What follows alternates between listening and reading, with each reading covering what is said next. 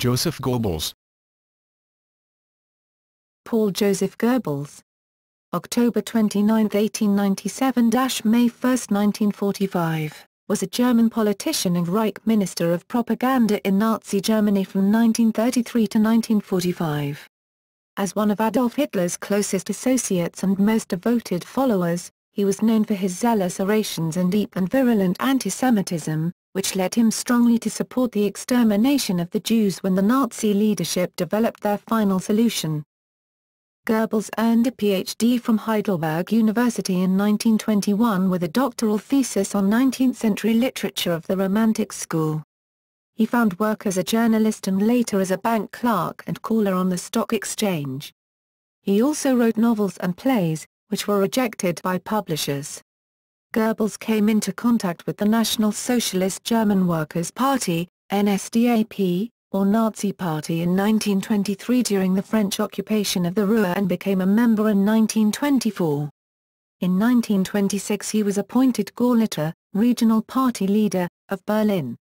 In this position, he put his propaganda skills to full use, attacking the Social Democratic Party of Germany and Communist Party of Germany and seeking to win over their working-class supporters. Goebbels stressed the need for the Nazis to emphasize both a proletarian and national character. By 1928, he had risen in the party ranks to become one of its most prominent members. Goebbels came to power in 1933 after Hitler was appointed Chancellor. Within 6 weeks Hitler arranged his appointment as propaganda minister. One of Goebbels' first acts was to organize the burning of decadent books. Under Goebbels' leadership, the propaganda ministry quickly gained and exerted controlling supervision over the news media, arts and information in Germany.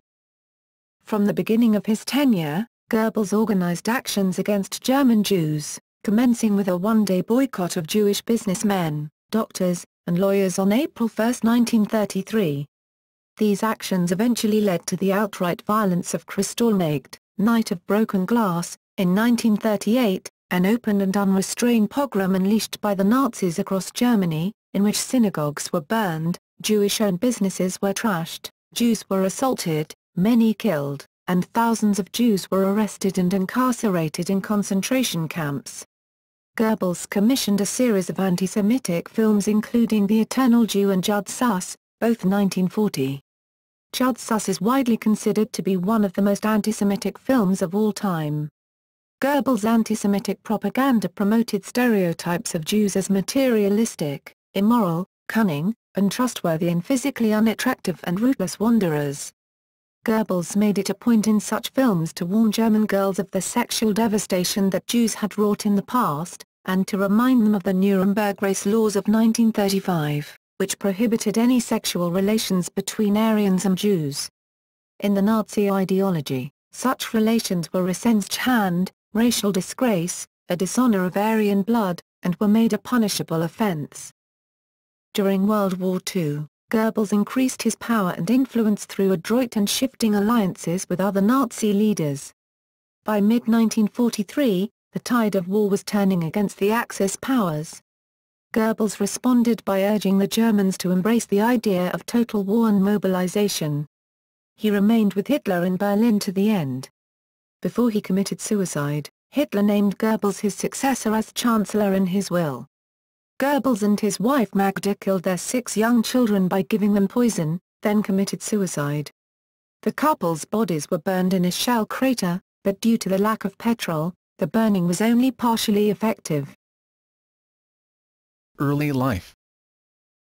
Goebbels was born in Reit, an industrial town south of the Mönchengladbach on the edge of the Ruhr district. His family were Catholics, his father Fritz was a bookkeeper. His mother Maria Katharina, née Odenhausen and ethnically Dutch, had earlier been a farm servant. Goebbels had 4 siblings, Hans, 1893–1947, Konrad, 1895–1949, Elizabeth, 1901–1915, and Maria, 1910–1949. The last married the German filmmaker Max W. Kimmich in 1938. Goebbels had a deformed right leg, the result either of clubfoot or osteomyelitis. William L. Shirer, who worked in Berlin as a journalist in the 1930s and was acquainted with Goebbels, wrote in The Rise and Fall of the Third Reich, 1960, that the deformity was from a childhood attack of osteomyelitis and a failed operation to correct it. Goebbels wore a metal brace and special shoe because of his shortened leg, but nevertheless walked with a limp. He was rejected for military service in World War I, which he bitterly resented. He later sometimes misrepresented himself as a war veteran and his disability as a war wound. He acted as an office soldier from June to October 1917 in Reich's Patriotic Help Unit. He was educated at a Christian gymnasium, where he completed his Abitur, university entrance examination, in 1916, and in 1917 he attended a course at the German Franciscan Brothers boarding school in Blijkerhead, Kerkrade, in the Netherlands. Gradually losing his Catholic faith, he went on to study literature and philosophy at the universities of Bonn, Würzburg, Freiburg and Heidelberg, where he wrote his doctoral thesis on a minor 19th-century Romantic dramatist, Wilhelm von Schütz. His two most influential teachers, Friedrich Gundolf and his doctoral supervisor at Heidelberg, Max Friedrich von Waldberg, were Jews.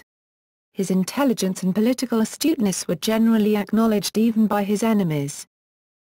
After completing his doctorate in 1921, Goebbels worked as a journalist and tried for several years to become a published author. He wrote a semi-autobiographical novel, Michael, 2 verse plays, and quantities of romantic poetry. In these works, he revealed the psychological damage his physical limitations, having a clubbed foot, and, in a lesser sense being so far from the Aryan ideal, having brown eyes and dark brown hair and standing at only 5'5", had caused. The very name of the hero, Michael, to whom he gave many autobiographical features, suggests the way his self-identification was pointing, a figure of light, radiant, tall, unconquerable, and above all to be a soldier. To stand sentinel. One ought always to be a soldier, wrote Michael Goebbels. Goebbels found another form of compensation in the pursuit of women, a lifelong compulsion he indulged with extraordinary vigor and a surprising degree of success. His diaries reveal a long succession of affairs, before and after his marriage before a Protestant pastor in 1931 to Magda Quandt, with whom he had 6 children. In Freiburg whilst he studied law, he met his first love, a student Anke Stahlhelm, who was from a wealthy family. This was a passionate love affair, but was shattered by serious crises. Her parents refused the penniless Goebbels.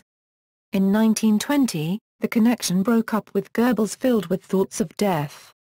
Shortly after his promotion, Else Jank, a teacher and the daughter of a Jewish mother and a Christian father, became his new girlfriend. She supported him emotionally and materially and could not be swayed by the many quarrels. In 1922, Jank revealed to Goebbels that she was half Jewish. She told me her roots. Since then her charms have been destroyed for me, Goebbels wrote in his diaries. Goebbels would have married her if she had not been, according to his own words, a half-breed. In 1926 he ended the relationship, when he became Gauleiter of Berlin. In 2012, recently discovered love letters from Goebbels went up for auction. Goebbels was embittered by the frustration of his literary career. His novel did not find a publisher until 1929 and his plays were never staged. He found an outlet for his desire to write in his diaries, which he began in 1923 and continued for the rest of his life. He later worked as a bank clerk and a caller on the stock exchange. During this period, he read avidly and formed his political views. Major influences were Friedrich Nietzsche, Oswald Spengler and, most importantly, Houston Stewart Chamberlain, the British-born German writer who was one of the founders of scientific antisemitism, and whose book The Foundations of the 19th Century, 1899, was one of the standard works of the extreme right in Germany. Goebbels spent the winter of 1919-20 in Munich, where he witnessed and admired the violent nationalist reaction against the attempted communist revolution in Bavaria. His first political hero was Anton Graf von Arco-of-Valley, the man who assassinated the Bavarian Prime Minister Kurt Eisner. Hitler was in Munich at the same time and entered politics as a result of similar experiences. The culture of the German extreme right was violent and anti-intellectual, which posed a challenge to the physically frail university graduate. Joachim Fest writes,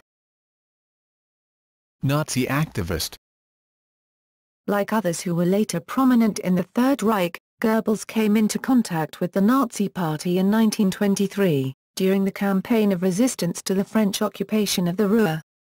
Hitler's imprisonment following the failed November 1923 beer hall putsch left the party temporarily leaderless, and when the 27-year-old Goebbels joined the party in late 1924, the most important influence on his political development was Gregor Strasser, who became Nazi organizer in northern Germany in March 1924. Strasser, the most able of the leading Nazis of this period, took the socialist component of National Socialism far more seriously than did Hitler and other members of the Bavarian leadership of the party. National and Socialist. What goes first, and what comes afterwards? Goebbels asked rhetorically in a debate with Theodor Wahlen, Gauleiter, regional party head, of Pomerania, in the Rhineland Party newspaper National Sozialistische Brief, National Socialist Letters, of which he was editor, in mid-1925. With us in the West, there can be no doubt. First socialist redemption, then comes national liberation like a whirlwind. Hitler stands between both opinions, but he is on his way to coming over to us completely. Goebbels, with his journalistic skills, thus soon became a key ally of Strasser in his struggle with the Bavarians over the party program. The conflict was not, so they thought, with Hitler, but with his lieutenants, Rudolf Hess, Julius Streicher and Hermann Hesse, who, they said, were mismanaging the party in Hitler's absence. In 1925, Goebbels published an open letter to my friends of the left, urging unity between socialists and Nazis against the capitalists. You and I, he wrote, we are fighting one another although we are not really enemies. In February 1926, Hitler, having finished working on Mein Kampf, made a sudden return to party affairs and soon disabused the Northerners of any illusions about where he stood. He summoned 60 Gauleiters and party leaders, including Goebbels, to a meeting at Bamberg, in Streicher's Gau of Franconia, where he gave a 2-hour speech repudiating the political program of the northern wing of the party, which saw themselves as having more in common with the communists than the bourgeoisie. For Hitler, his position was opposed to the direction of the socialist wing, stating it would mean political Bolshevization of Germany. The future would be secured by acquiring land. Further, there would be no princes, only Germans, and a legal system with no Jewish system of exploitation. The plundering of our people. Goebbels was bitterly disillusioned. I feel devastated, he wrote. What sort of Hitler? A reactionary? He was horrified by Hitler's characterization of socialism as a Jewish creation, and his assertion that private property would not be expropriated by a Nazi government. I no longer fully believe in Hitler. That's the terrible thing, my inner support has been taken away. Hitler, however, recognized Goebbels' talents. In April, he brought Goebbels to Munich, sending his own car to meet him at the railway station, and gave him a long private audience. Hitler berated Goebbels over his support for the socialist line, but offered to wipe the slate clean if Goebbels would now accept his leadership.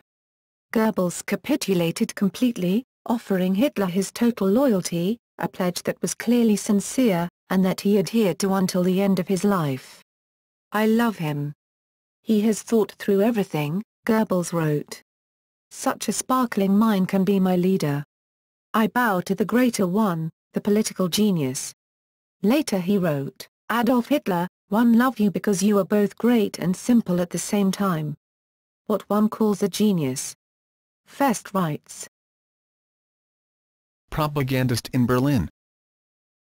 In October 1926, Hitler awarded Goebbels for his new loyalty by making him the party Gauleiter for the Berlin section.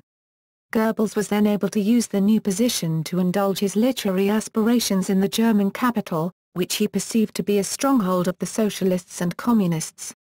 Here, Goebbels discovered his talent as a propagandist, writing such tracts as 1926's The Second Revolution and Lenin or Hitler. Here, he was also able to indulge his heretofore latent taste for violence, if only vicariously through the actions of the street fighters under his command. "History," he said, "is made in the street," and he was determined to challenge the dominant parties of the left, the Social Democrats and Communists, in the streets of Berlin. Working with the local SA, stormtrooper, leaders, he deliberately provoked beer hall battles and street brawls, frequently involving firearms. "Beware, you dogs," he wrote to his former friends of the left, "when the devil is loose in me you will not cope him again." When the inevitable deaths occurred, he exploited them for the maximum effect, turning the street fighter Horst Wessel, who was killed at his home by enemy political activists, into a martyr and hero. In Berlin, Goebbels was able to give full expression to his genius for propaganda, as editor of the Berlin Nazi newspaper Der Angriff, The Attack, and as the author of a steady stream of Nazi posters and handbills. He rose within a few months to be the city's most feared agitator. His propaganda techniques were totally cynical, that propaganda is good which leads to success, and that is bad which fails to achieve the desired result, he wrote. It is not propaganda's task to be intelligent, its task is to lead to success. Among his favorite targets were socialist leaders such as Hermann Müller and Karl Severing, and the Jewish Berlin police president, Bernhard Weiss, 1880–1951, whom he subjected to a relentless campaign of Jew baiting in the hope of provoking a crackdown he could then exploit. The Social Democrat city government obliged in 1927 with an 8-month ban on the party, which Goebbels exploited to the limit. When a friend criticized him for denigrating Weiss, a man with an exemplary military record, he explained cynically that he wasn't in the least interested in Weiss, only in the propaganda effect. Goebbels also discovered a talent for oratory, and was soon second in the Nazi movement only to Hitler as a public speaker. Where Hitler's style was hoarse and passionate, Goebbels was cool, sarcastic and often humorous. He was a master of biting invective and insinuation, although he could whip himself into a rhetorical frenzy if the occasion demanded.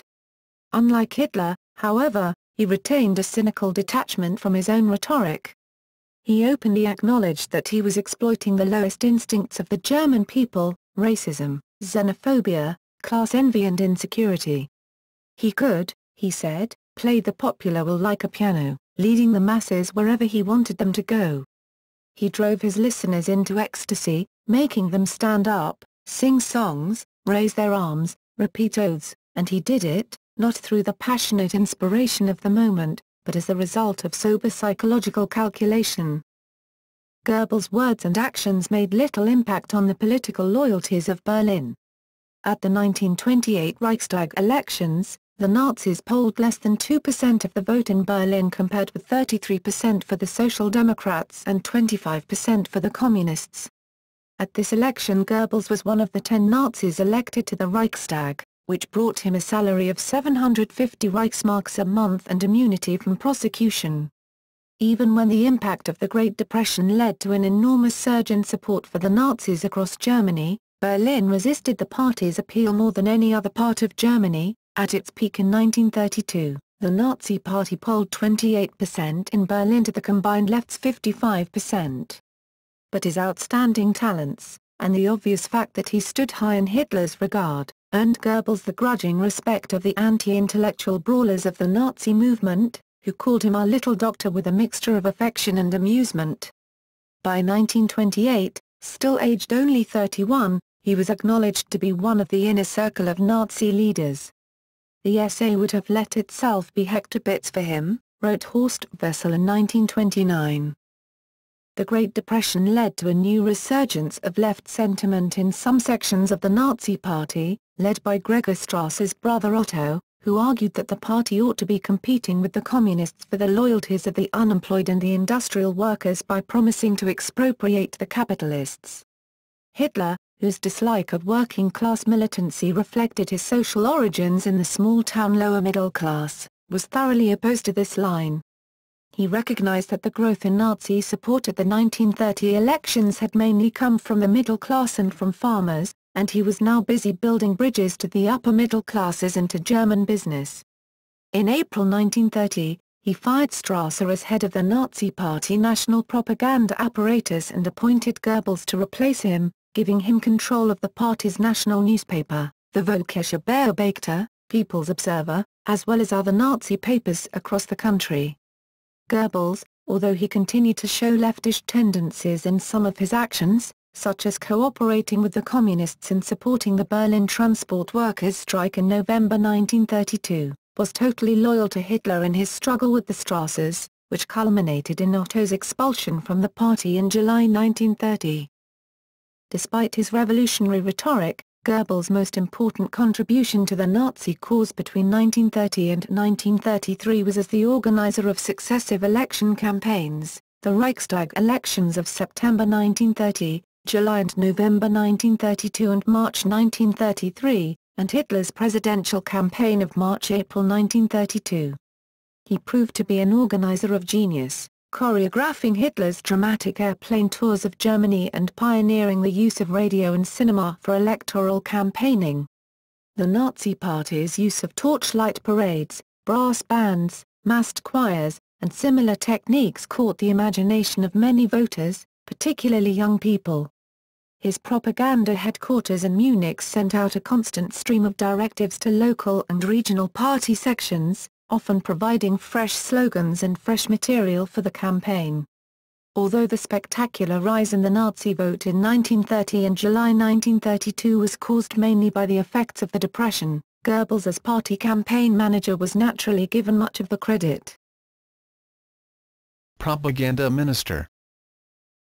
When Hitler was appointed Reich Chancellor of Germany on January 30, 1933, Goebbels was initially given no office. The coalition cabinet Hitler headed contained only a minority of Nazis as part of the deal he had negotiated with President Paul von Hindenburg and the conservative parties.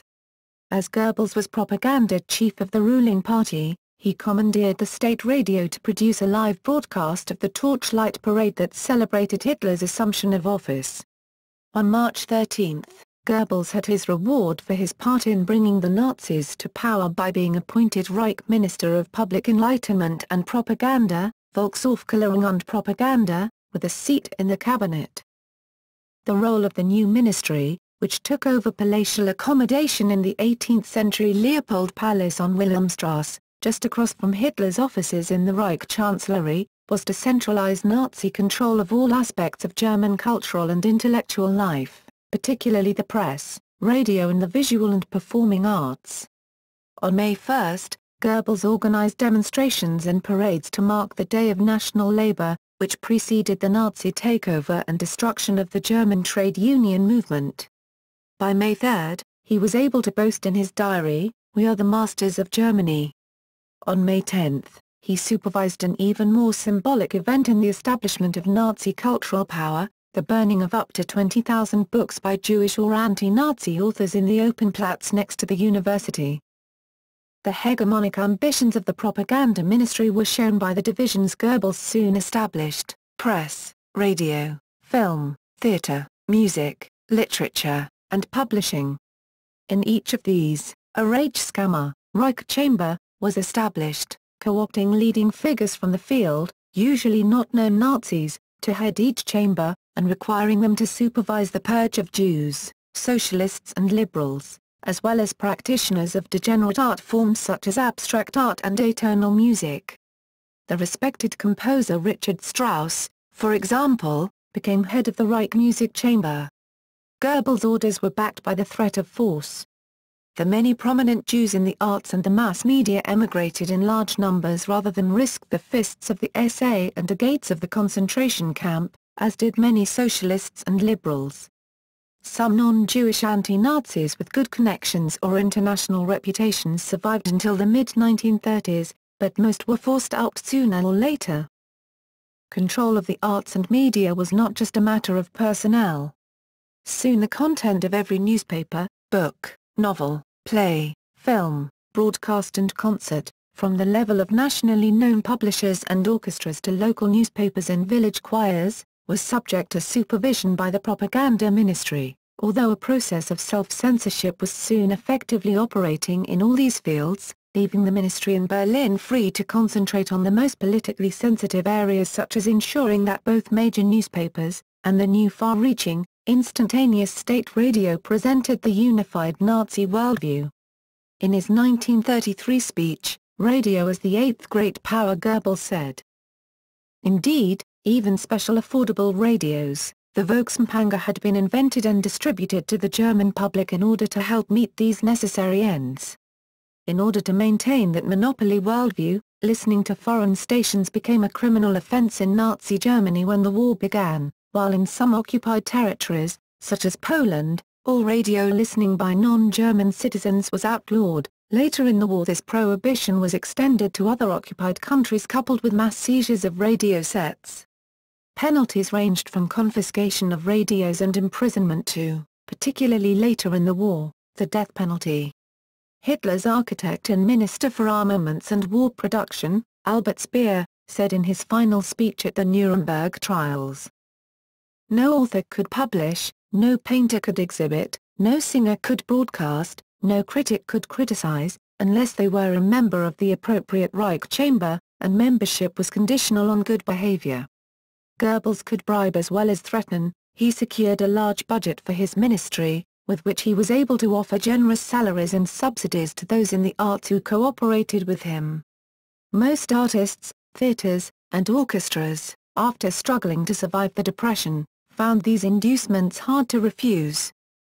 As one of the most highly educated members of the Nazi leadership, and the one with the most authentic pretensions to high culture, Goebbels was sensitive to charges that he was dragging German culture down to the level of mere propaganda.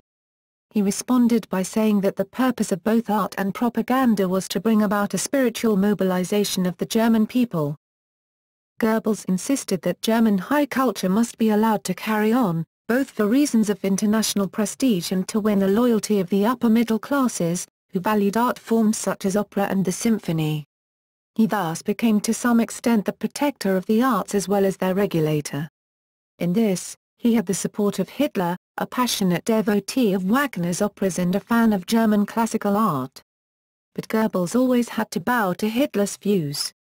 Hitler loathed modernism of all kinds, and Goebbels, whose own tastes were sympathetic to modernism, was forced to acquiesce in imposing very traditionalist forms on the artistic and musical worlds. The music of Paul Hindemith, for example, was banned simply because Hitler did not like it. Goebbels also resisted the complete nazification of the arts because he knew that the masses must be allowed some respite from slogans and propaganda. He ensured that film studios such as UFA at Babelsberg near Berlin continued to produce a stream of comedies and light romances, which drew mass audiences to the cinema where they would also watch propaganda newsreels and Nazi epics.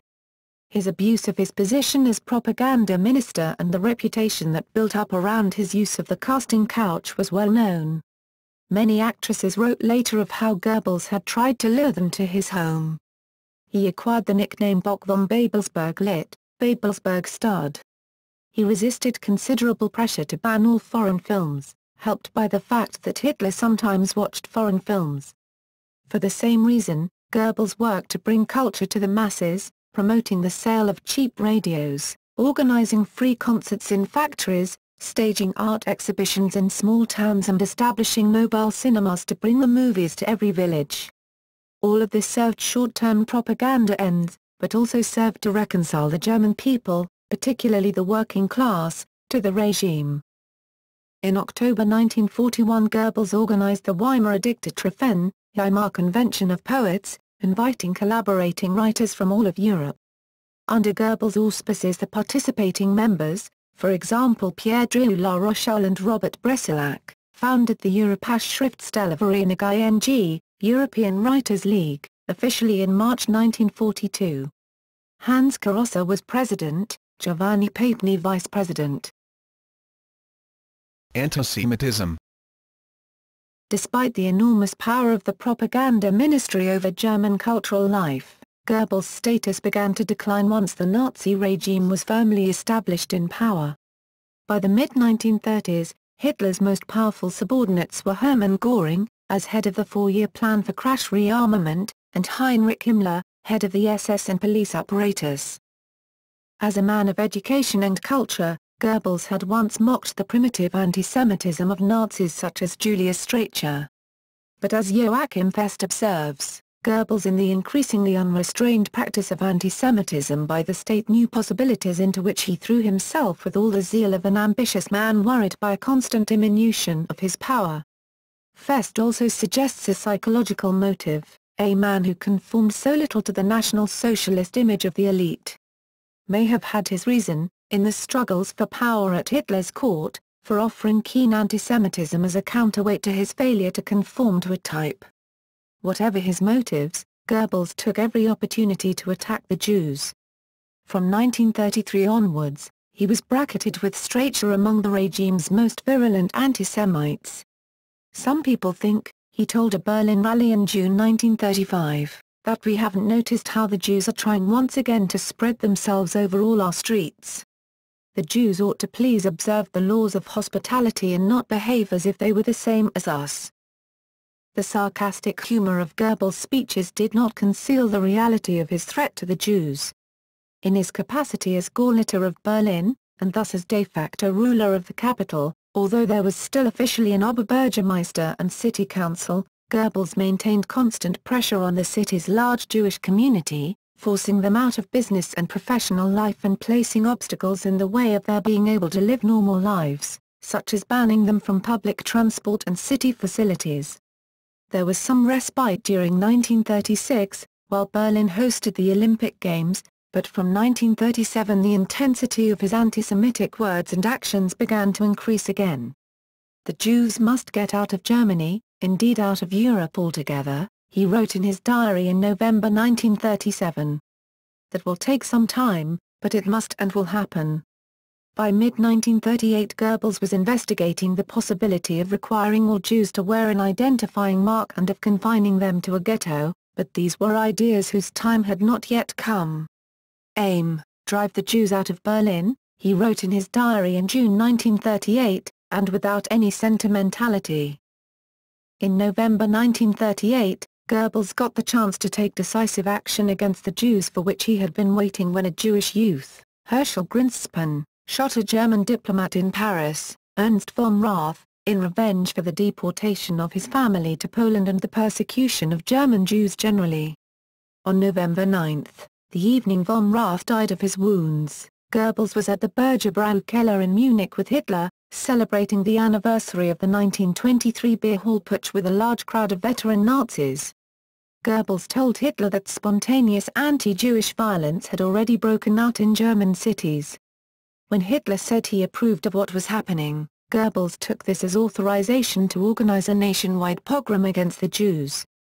He wrote in his diary, "The result of Goebbels' incitement was Kristallnacht, the night of broken glass, during which the SA and Nazi Party went on a rampage of anti-Jewish violence and destruction, killing at least 90 and maybe as many as 200 people, destroying over 1,000 synagogues and hundreds of Jewish businesses and homes, and dragging some 30,000 Jews off to concentration camps, where at least another 1,000 died before the remainder were released after several months of brutal treatment.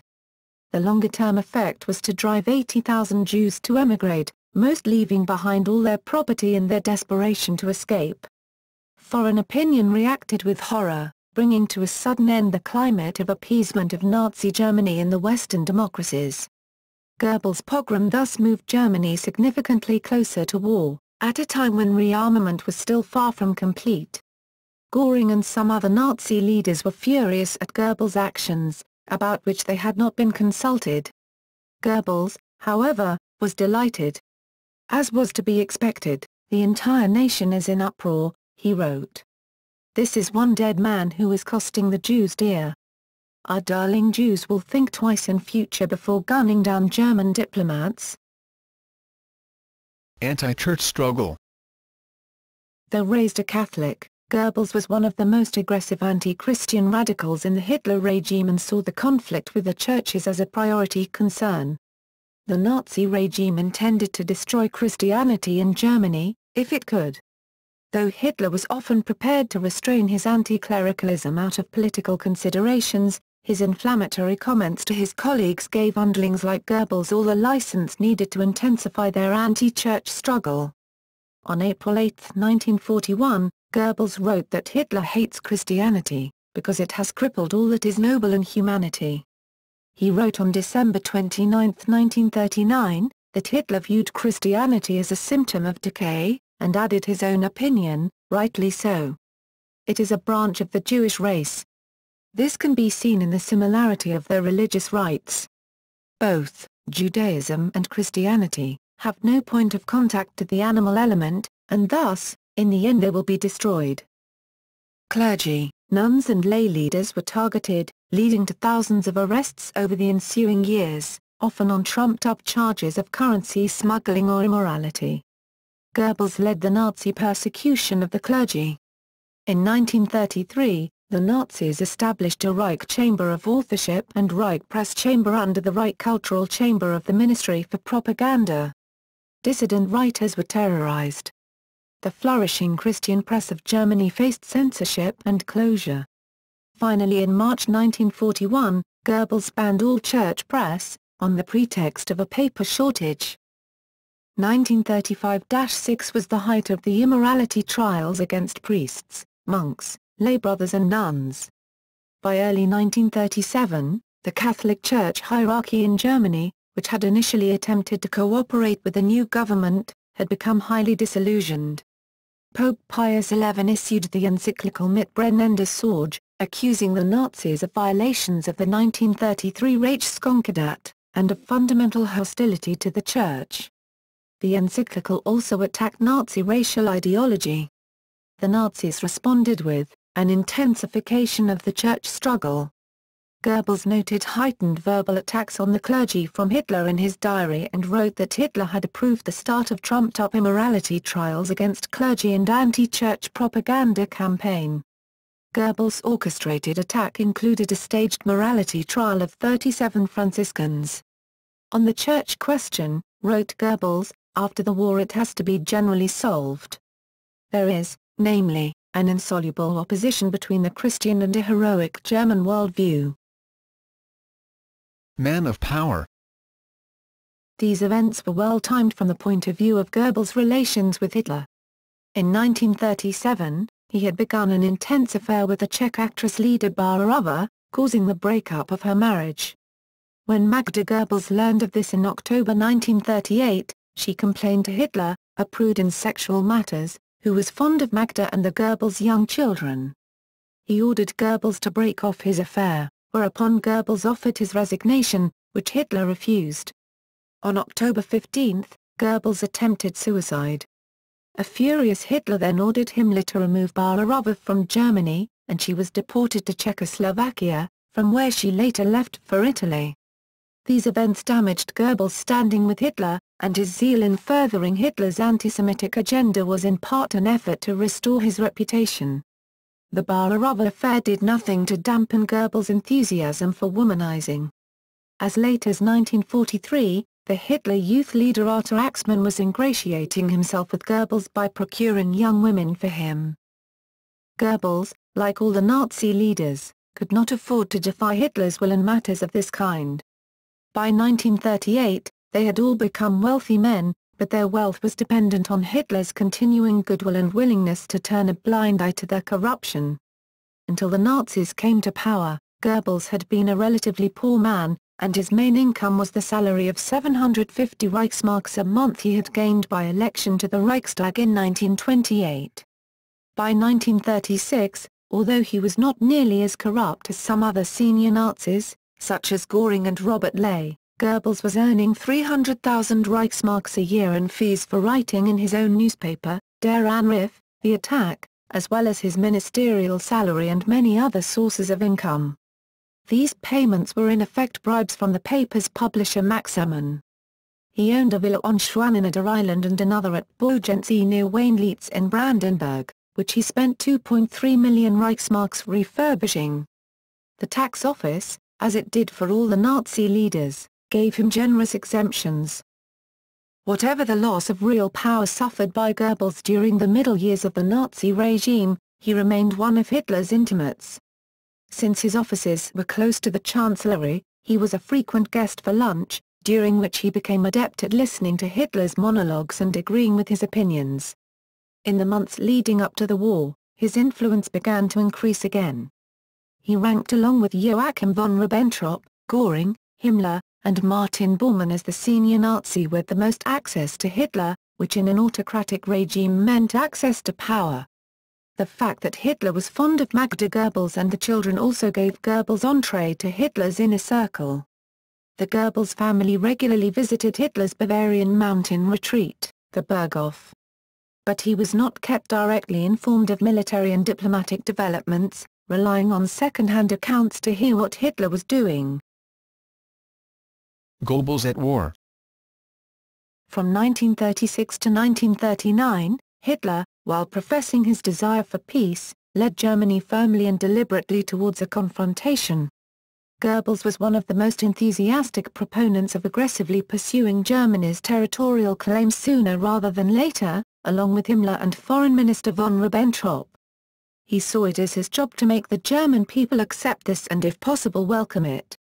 At the time of the Sudetenland crisis in 1938, Goebbels was well aware that the great majority of Germans did not want a war, and used every propaganda resource at his disposal to overcome what he called this war psychosis, by whipping up sympathy for the Sudeten Germans and hatred of the Czechs.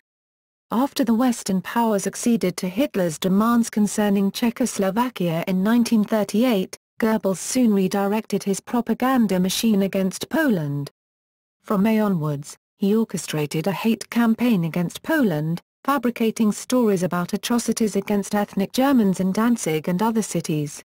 Even so, he was unable to persuade the majority of Germans to welcome the prospect of war. Once war began in September 1939, Goebbels began a steady process of extending his influence over domestic policy. After 1940, Hitler made few public appearances, and even his broadcasts became less frequent, so Goebbels increasingly became the face and the voice of the Nazi regime for the German people. One American journalist wrote in 1941 that Goebbels and Himmler were rivals in unpopularity, and that Goebbels would be lucky to remain alive 24 hours after Hitler's protective hand was removed.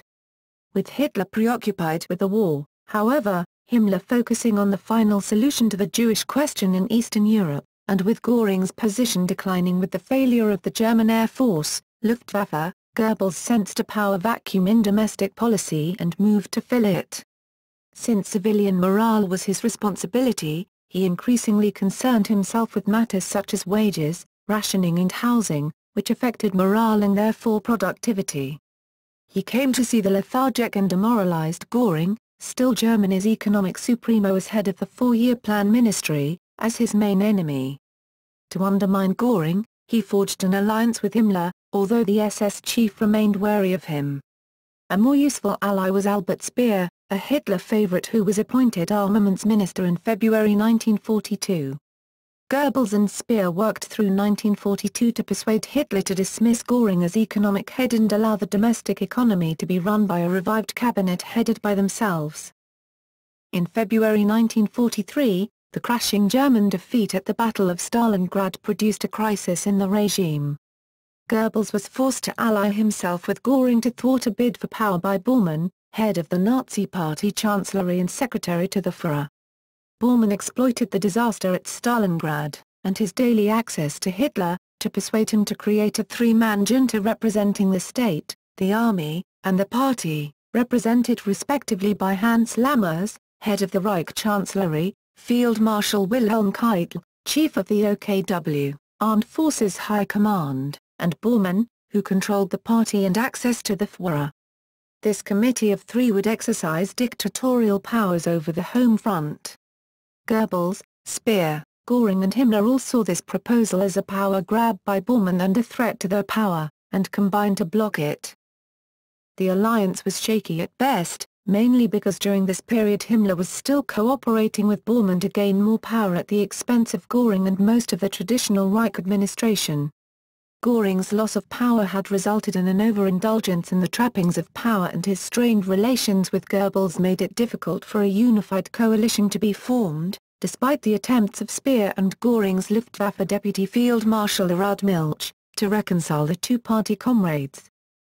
Goebbels instead tried to persuade Hitler to appoint Göring as head of the government.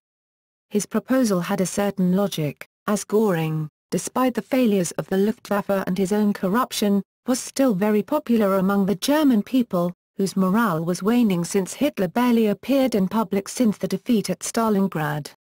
This proposal was increasingly unworkable given Göring's increasing incapacity and, more importantly, Hitler's increasing contempt for him due to his blaming of Göring for Germany's defeats. This was a measure by Hitler designed to deflect criticism from himself. The result was that nothing was done. The Committee of Three declined into irrelevance due to the loss of power by Keidel and Lammers and the ascension of Bormann, and the situation continued to drift, with administrative chaos increasingly undermining the war effort. The ultimate responsibility for this lay with Hitler, as Goebbels well knew, referring in his diary to a crisis of leadership, but Goebbels was too much under Hitler's spell ever to challenge his power. Goebbels launched a new offensive to place himself at the center of policy-making. On February 18, he delivered a passionate total war speech at the Sports Palace in Berlin.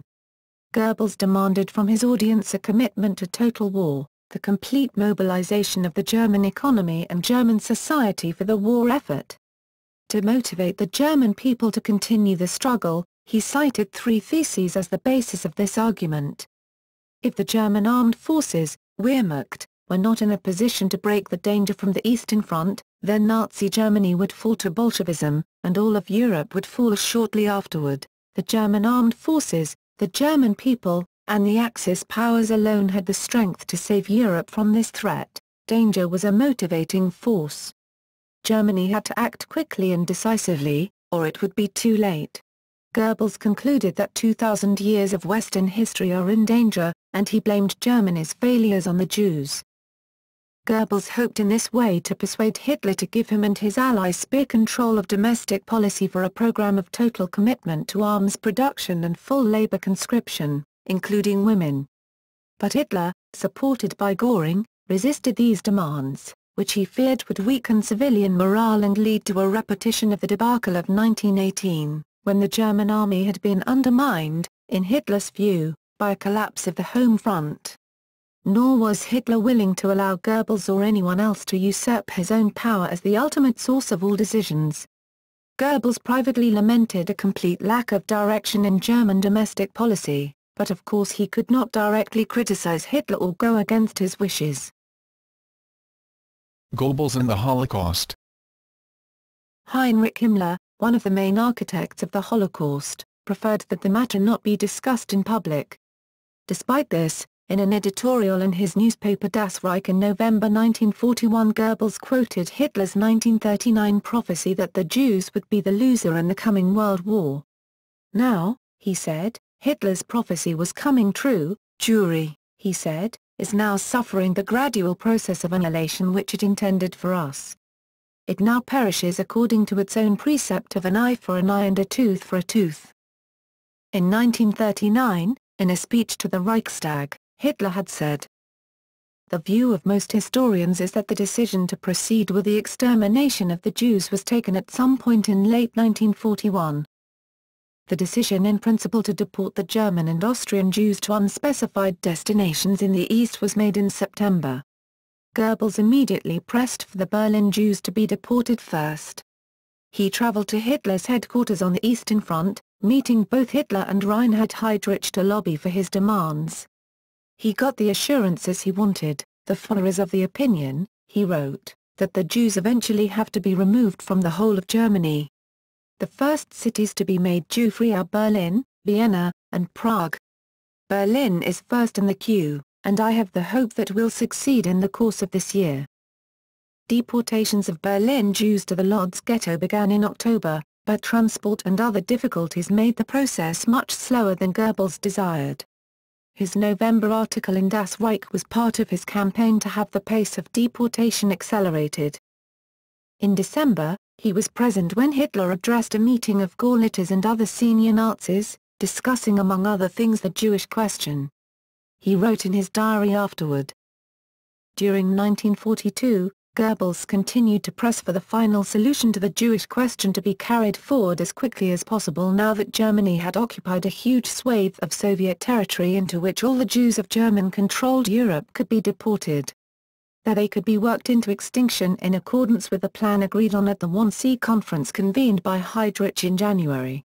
It was a constant annoyance to Goebbels that, at a time when Germany was fighting for its life on the Eastern Front, there were still 40,000 Jews in Berlin. They should be carted off to Russia, he wrote in his diary. It would be best to kill them all together. Although the propaganda ministry was not invited to the Wannsee Conference, Goebbels knew by March what had been decided there. He wrote, Plenipotentiary for total war. Goebbels struggled in 1943 and 1944 to rally the German people behind a regime that faced increasingly obvious military defeat. The German people's faith in Hitler was shaken by the disaster at Stalingrad, and never fully recovered. During 1943, as the Soviet armies advanced towards the borders of the Reich, the Western Allies developed the ability to launch devastating air raids on most German cities, including Berlin. At the same time, there were increasingly critical shortages of food, raw materials, fuel and housing. Goebbels and Speer were among the few Nazi leaders who were under no illusions about Germany's dire situation. Their solution was to seize control of the home front from the indecisive Hitler and the incompetent Göring. This was the agenda of Goebbels' Total War speech of February 1943. But they were thwarted by their inability to challenge Hitler, who could neither make decisions himself nor trust anyone else to do so. After Stalingrad, Hitler increasingly withdrew from public view, almost never appearing in public and rarely even broadcasting. By July, Goebbels was lamenting that Hitler had cut himself off from the people. It was noted, for example, that he never visited the bomb-ravaged cities of the Ruhr. "One can't neglect the people too long," he wrote. "They are the heart of our war effort." Goebbels became the public voice of the Nazi regime, both in his regular broadcasts and his weekly editorials in Das Reich.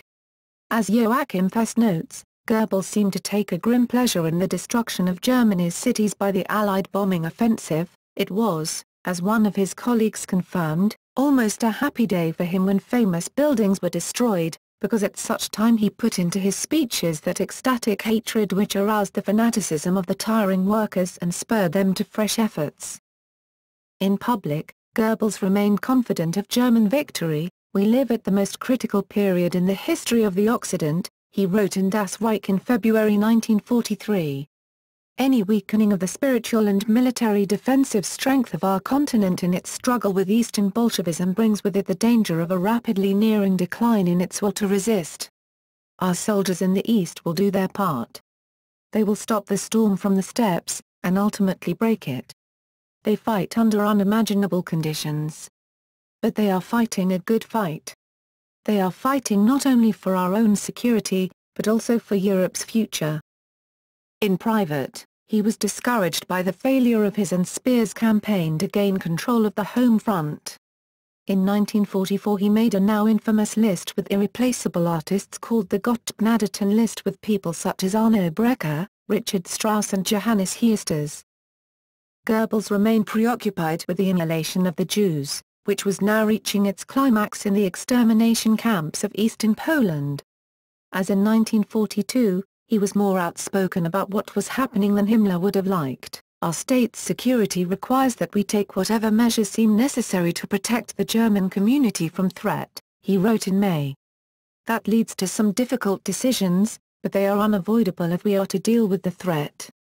None of the Führer's prophetic words has come so inevitably true as his prediction that if Jewry succeeded in provoking a Second World War, the result would be not the destruction of the Aryan race, but rather the wiping out of the Jewish race. This process is of vast importance.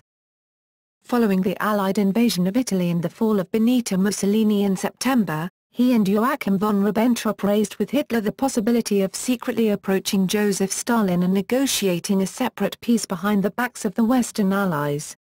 Hitler, surprisingly, did not reject the idea of a separate peace with either side, but he told Goebbels that he should not negotiate from a position of weakness. A great German victory must occur before any negotiations should be undertaken, he reasoned. The German defeat at Kursk in July had ended any possibility of this. As Germany's military and economic situation grew steadily worse during 1944, Goebbels renewed his push, in alliance with Speer, to wrest control of the home front away from Göring. In July, following the Allied landings in France and the huge Soviet advances in Belarus, Hitler finally agreed to grant both of them increased powers. Speer took control of all economic and production matters away from Göring, and Goebbels took the title Reich Plenipotentiary for Total War, Reichsbevollmächtigter für den totalen Kriegseinsatz an der Heimfront. At the same time, Himmler took over the Interior Ministry. This trio, Goebbels, Himmler and Speer, became the real center of German government in the last year of the war, although Bormann used his privileged access to Hitler to thwart them when he could. In this Bormann was very successful, as the party Gauleiters gained more and more powers, becoming Reich Defense-Kommissars, Reichsverteidigungskommissar, in their respective districts and overseeing all civilian administration.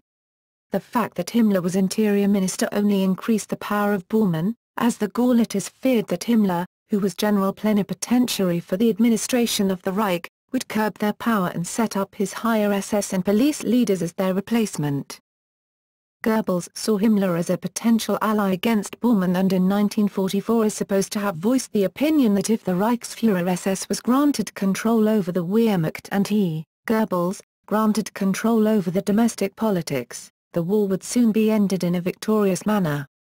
However, the inability of Himmler to persuade Hitler to cease his support of Bormann, the defection of SS generals such as Obergruppenführer Ernst Kaltenbrunner, the chief of the Reichssicherheitshauptamt and his powerful subordinate Gruppenführer Heinrich Müller, head of the Gestapo, to Bormann, soon persuaded Goebbels to align himself with the secretary to the Führer at the end of 1944, thus accepting his subordinate position. When elements of the army leadership tried to assassinate Hitler in the July 20 plot shortly thereafter, it was this trio that rallied the resistance to the plotters. It was Goebbels, besieged in his Berlin flat with Speer and Secretary Wilfried von Oven beside him but with his phone lines intact, who brought Otto Ernst Remer, the wavering commander of the Berlin garrison, to the phone to speak to Hitler in East Prussia, thus demonstrating that the Führer was alive and that the garrison should oppose the attempted coup. Goebbels promised Hitler that he could raise 1 million new soldiers by means of a reorganization of the army, transferring personnel from the Navy and Luftwaffe, and purging the bloated Reich ministries, which satraps like Göring had hitherto protected. As it turned out, the inertia of the state bureaucracy was too great even for the energetic Goebbels to overcome. Bormann and his puppet Lammers, keen to retain their control over the party and state administrations respectively, placed endless obstacles in Goebbels's way. Another problem was that although Speer and Goebbels were allies, their agendas conflicted. Speer wanted absolute priority in the allocation of labor to be given to arms production, while Goebbels sought to press every able-bodied male into the army. Speer, allied with Fritz Sauckel, the General Plenipotentiary for the employment of labor from 1942, generally won these battles. By July 1944, it was in any case too late for Goebbels and Speer's internal coup to make any real difference to the outcome of the war. The combined economic and military power of the Western Allies and the Soviet Union, now fully mobilized, was too great for Germany to overcome. A crucial economic indicator, the ratio of steel output, was running at 4.51 against Germany. The final blow was the loss of the Romanian oil fields as the Soviet army advanced through the Balkans in September. This, combined with the Allied air campaign against Germany's synthetic oil production, finally broke the back of the German economy and thus its capacity for further resistance. By this time, the best Goebbels could do to reassure the German people that victory was still possible was to make vague promises that miracle weapons such as the Me-262 jet aircraft, the Type XX U-boat, and the V-2 rocket could somehow retrieve the military situation. Defeat and death. In the last months of the war, Goebbels' speeches and articles took on an increasingly apocalyptic tone. By the beginning of 1945, With the Soviets on the Oder and the Western Allies preparing to cross the Rhine, Goebbels could no longer disguise the fact that defeat was inevitable. He knew what that would mean for himself, for us, he had written in 1943, "We have burnt our bridges. We cannot go back, but neither do we want to go back. We are forced to extremes and therefore resolved to proceed to extremes." In his diaries, he expressed the belief that German diplomacy should find a way to exploit the emerging tensions between Stalin and the West, but he proclaimed Foreign Minister Joachim von Ribbentrop, whom Hitler would not abandon, incapable of such a feat.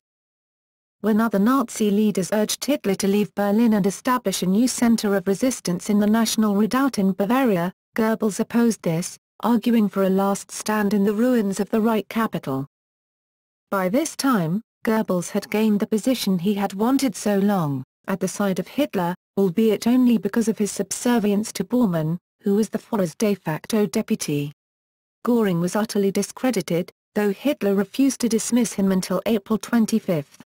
Himmler, whose appointment as commander of Army Group Vistula had led to disaster on the Oder, was also in disgrace, and Hitler rightly suspected that he was secretly trying to negotiate with the Western Allies. Only Goebbels and Bormann remained totally loyal to Hitler. Goebbels knew how to play on Hitler's fantasies, encouraging him to see the hand of Providence in the death of United States President Franklin D. Roosevelt on April 12. On April 22, largely as a result of Goebbels' influence, Hitler announced that he would not leave Berlin, but would stay and fight, and if necessary die, in defense of the capital. On April 23, Goebbels made the following proclamation to the people of Berlin. Unlike many other leading Nazis at this juncture, Goebbels proved to have strong convictions, moving himself and his family into the war bunker, that was connected to the lower Führer bunker under the Reich Chancellery Gardens in central Berlin. He told Vice Admiral Hans-Erich Voss that he would not entertain the idea of either surrender or escape. "I was the Reich Minister of Propaganda and led the fiercest activity against the Soviet Union, for which they would never pardon me," Voss quoted him as saying. He couldn't escape also because he was Berlin's defense commissioner and he considered it would be disgraceful for him to abandon his post, Voss added. After midnight on April 29, with the Soviets advancing ever closer to the bunker complex, Hitler dictated his last will and testament. Goebbels was one of 4 witnesses. In the mid-afternoon of April 30, Hitler shot himself. Of Hitler's death, Goebbels commented, "The heart of Germany has ceased to beat. The Führer is dead." In his last will and testament, Hitler named no successor as Führer or leader of the Nazi Party. Instead, Hitler appointed Goebbels Reich Chancellor. Grand Admiral Karl Donitz, who was at Flensburg near the Danish border, Reich President. And Martin Bormann, Hitler's longtime chief of staff, party minister. Goebbels knew that this was an empty title. Even if he was willing and able to escape Berlin and reach the north, it was unlikely that Donitz, whose only concern was to negotiate a settlement with the Western Allies that would save Germany from Soviet occupation, would want such a notorious figure as Goebbels heading his government. As it was, Goebbels had no intention of trying to escape. Voss later recounted, when Goebbels learned that Hitler had committed suicide, he was very depressed and said, "It is a great pity that such a man is not with us any longer. But there is nothing to be done. For us, everything is lost now and the only way left for us is the one which Hitler chose. I shall follow his example." On May 1, Goebbels completed his sole official act as Chancellor. He dictated a letter and ordered German General Hans Krebs, under a white flag, to meet with General Vasily Huikov and to deliver his letter. Huikov, as commander of the Soviet 8th Guards Army, commanded the Soviet forces in central Berlin. Goebbels' letter informed Huikov of Hitler's death and requested a ceasefire, hinting that the establishment of a National Socialist government hostile to Western plutocracy would be beneficial to the Soviet Union, as the betrayal of Himmler and Göring indicated that otherwise anti-Soviet National Socialist elements might align themselves with the West. When this was rejected, Goebbels decided that further efforts were futile. Shortly afterward he dictated a postscript to Hitler's testament. Later on May 1, Vice Admiral Hans-Erich Voss saw Goebbels for the last time, before the breakout began. About 10 generals and officers, including myself, went down individually to Goebbels's shelter to say goodbye. While saying goodbye, I asked Goebbels to join us. But he replied, "The captain must not leave his sinking ship. I have thought about it all and decided to stay here. I have nowhere to go because with little children I will not be able to make it." At 8 p.m. on May 1, Goebbels arranged for an SS dentist, Helmut Kunz, to kill his 6 children by injecting them with morphine and then, when they were unconscious, crashing an ampoule of cyanide in each of their mouths. According to Kunz's testimony, he gave the children morphine injections, but it was Magda Goebbels and Stumpegger, Hitler's personal doctor, who then administered the cyanide. Shortly afterward, Goebbels and his wife went up to the garden of the Chancellery, where they killed themselves. The details of their suicides are uncertain.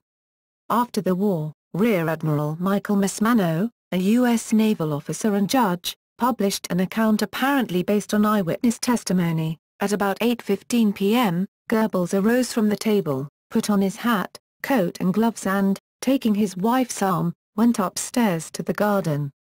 They were followed by Goebbels's adjutant, SS Hauptsturmführer Günther Schigemann. While Schigemann was preparing the petrol, he heard a shot. Goebbels had shot himself and his wife took poison. Schigemann ordered one of the soldiers to shoot Goebbels again because he was unable to do it himself.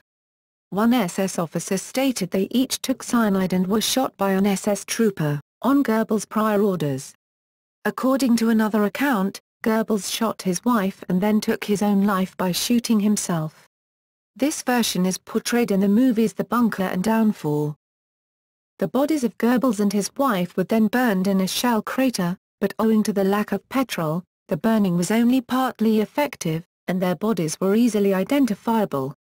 A few days later, Voss was brought back to the bunker by the Soviets to identify the partly burned bodies of Joseph and Magda Goebbels and the bodies of their children.